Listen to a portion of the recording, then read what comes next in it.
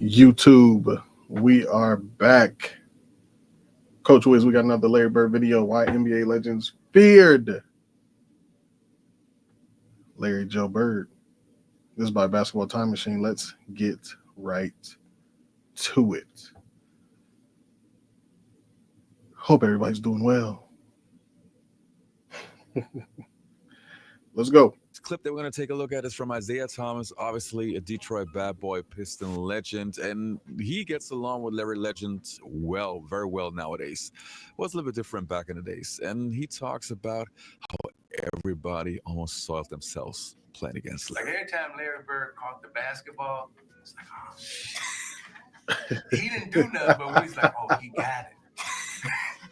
He got the basketball. And the type of fear that puts into you, and then that type of fear makes you do something stupid defensively. Like you're not supposed to double team. Ain't nowhere in the scouting report where it said you got to double team.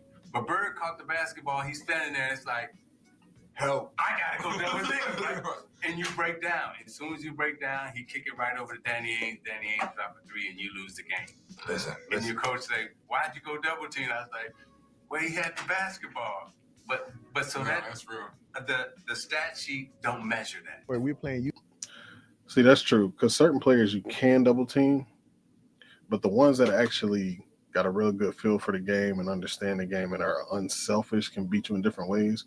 You can't double team those players because they pick you apart. Right? And he clearly was one of them. So, and he's right too. You know what I'm saying? That type of stuff doesn't come up on the scouting report. Shout out to Isaiah, man. The best little guard ever. Ever. Top 3 point guard ever. I got him 2 on my list. In Utah, I would have to go through, set a cross screen for Larry, and Karl Malone was guarding Larry. Larry was killing him, talking shit and telling him about it. Kevin McHale was locking Karl Malone up, and Larry was talking about, yeah, we two bad white boys, ain't it? As we were running back down the court, Karl Malone said, young fella, you set a screen on me again like that, I'm going to knock your head off your shoulder. I go across to set the pick, Larry cuts off, and I see Karl rear his forearm back, and I'm like, is this motherfucker really going to try to do it? And at the last second, I jumped out the way, and I was like, damn, he's going to take it out on me. Because Larry was... At Kroger, we never compromise. We get up high quality that's guaranteed fresh and down low prices. Yo, that's crazy. 20% or more. Oh, busting his ass. Bird was on his way out. That's wild. Magic was on it because that was like that kind of the passing of the torch to kind of. What was that like? It wasn't easy. It was a grabbing of the torch. Shout out to Chris Mullin. They wasn't passing shit. Larry passed it. Mm-hmm. Larry, a lot of those practice sessions you talked about, Jack. The one was in Monaco. Yeah. Chuck Daly's like, I need one more practice before we go to Barcelona, and that's when that practice was closed door, no one in the gym. Chuck Daly split up the teams. Michael had a squad. Magic had a squad, and they were just talking trash.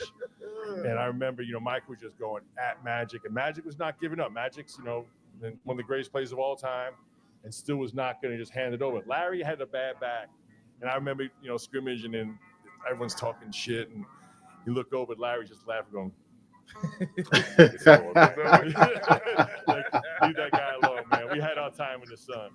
But it was literally, it was cool to see not only Michael take it, but Magic fight for it, and then go, couldn't do nothing. Yeah, you got it. What Larry was able. That is pretty dope. That's fire. That's fire. Imagine seeing that. Imagine those being in those practices, though. I mean, that's clearly the best team ever. I need to watch the documentary and react to that. Y'all still want that? It was kind of hard to figure out how to monetize it, YouTube and copyright, but that's something I kind of wanted to do. Y'all here for that? Able to do on and off the court. It defied description, and it was very much like being on tour with the Grateful Dead, in that you never knew what was going to happen. You knew it was going to be fun. You knew Bill Walton, one of the best centers ever. Dynamic. You knew it was going to be explosive, but you could never say. Y'all lucky he was hurt. Well, we came to play. Or he got hurt. We came to win. It was a really good basketball team, a very unselfish team. There just wasn't any doubt in in my mind, you're going to win. Well, Steve, what about your thoughts on tonight's matchup? Another lineup change by the coach. He's installed Jerome Kersey in the starting lineup. Well, he's put a tiger in the tank. He feels that Jerome Kersey is going to give him some aggressiveness, particularly against Larry Bird. Jerome Kersey's guarding Larry. I think his first 8 or 10 points were left-handed. And at that point, McHale was still coming off the bench. And so Larry scores his 6th point on some kind of left-handed shot. Bird against Kersey. Oh, what a basketball player.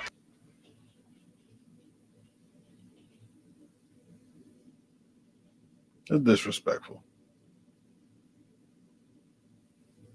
Disrespectful.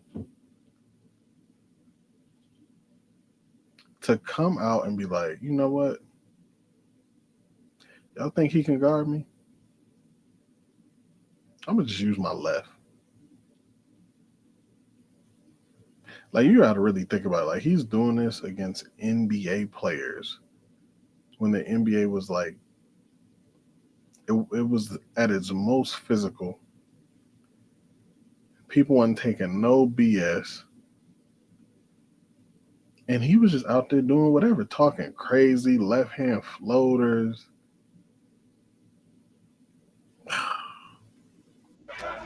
And McHale goes, hey, Jerome, wait till he starts shooting right-handed. Another three-point try. Well, left-handed is one thing, but when the game got close, I had to go back to the right one. I think it went right down the wire, and we might have won by 1 point. Beat you right there. You got to keep them under control. And the Blazers have timeout with 3 seconds remaining. His ability to just bring it out every single day. You know, he could outscore you. He could out-rebound you. Bird kept it alive to Walton for 2. Oh, what a play! He could pass better than you. He could defend better than you. He could lead better. He could dribble better. He could set up plays. He could be the decoy. He could do it all.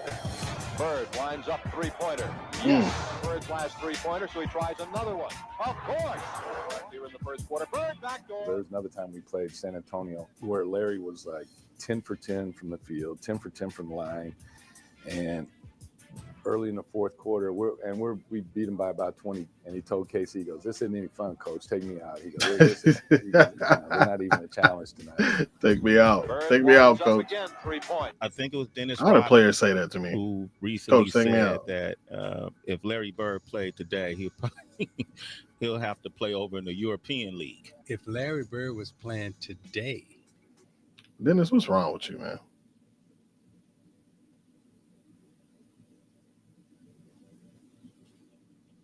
You must be still having nightmares or something.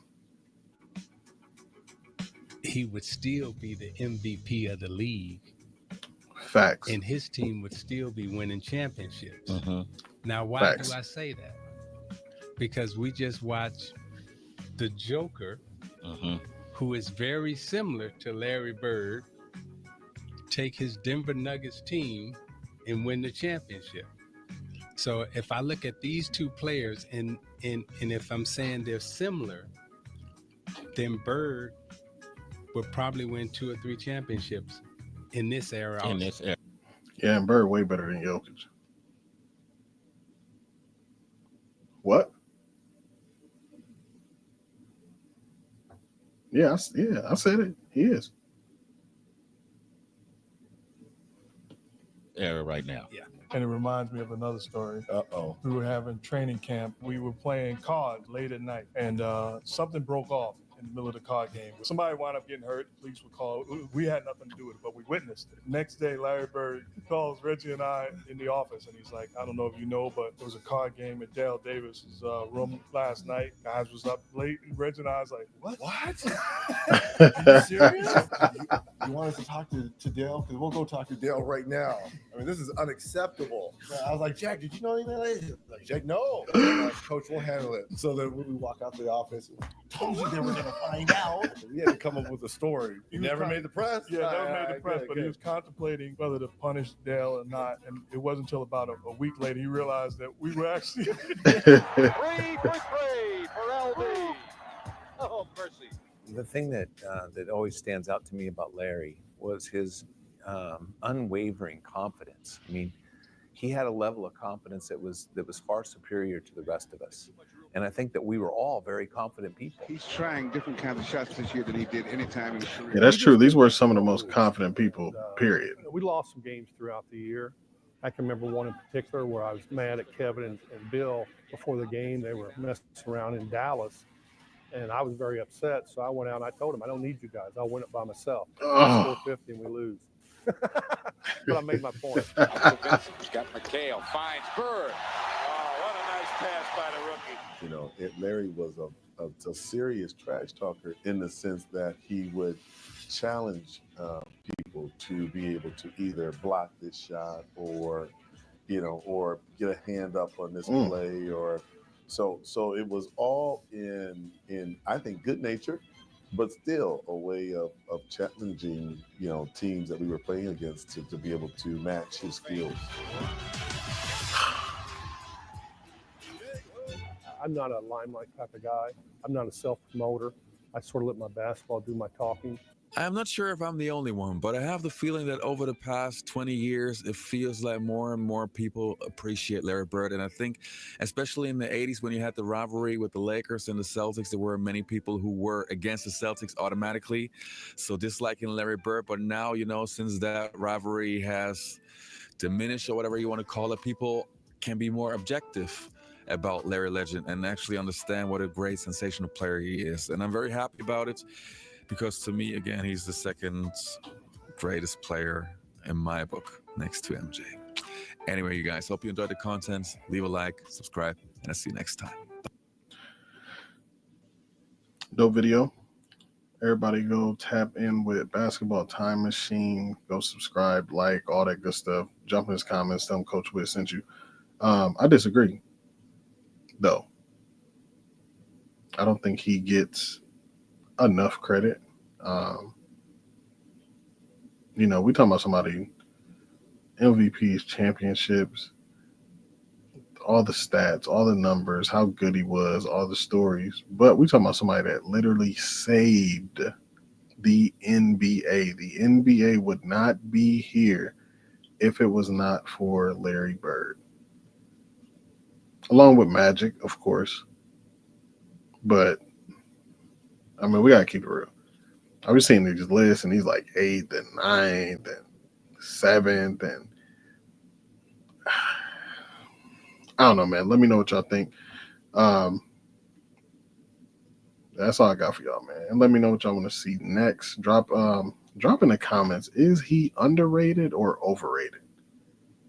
Like, what do y'all think? Do y'all think like the majority overrates him or underrates him?